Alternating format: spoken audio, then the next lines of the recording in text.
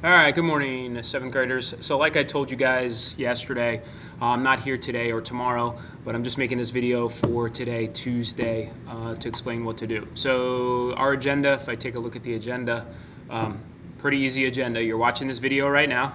That's number one. And number two, you're continuing to work on your Super Slimer game. So the nice thing is, in both my seventh grade classes, everyone I think was in attendance, so you should know what you are doing. So basically, you're going to continue to follow the guide. So if you don't remember where the guide is, in today's folder under Code Camp Super Slimer Game, all the way at the bottom, right here it says Code Camp Super Slimer Guide, and you're going to open this link here, okay? This bottom link is a YouTube tutorial that I made, and this is totally optional. That is how to make transparent platforms for your game, like you jump through it like in the real game.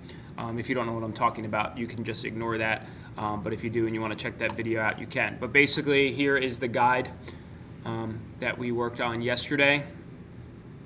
We basically I went over basically up to setting up the camera, all right, all this other stuff you guys are going to add. The one thing that I ask that you do is when you add your code, okay, so for example, if I click on add gravity, all right, don't just look at the screenshots and the pictures.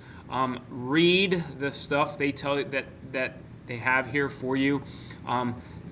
The material here not only tells you obviously what code to put, but it explains why you're putting in the code that you're putting in, and why we're putting in these different numbers and what they mean and things like that. So try not to just look at the picture and add the code. Read it, and then most importantly, make sure you're testing your game.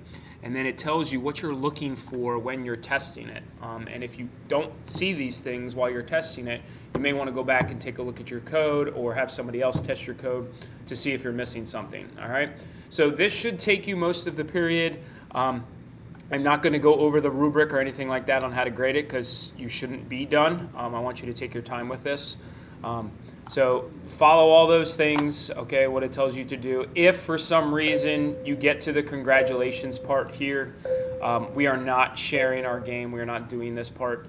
I'm going to show you a different way how we're going to submit it, so you can skip that. But like I said, I'm hoping nobody gets to that part because you're spending time and you're making your game look nice and things like that. All right.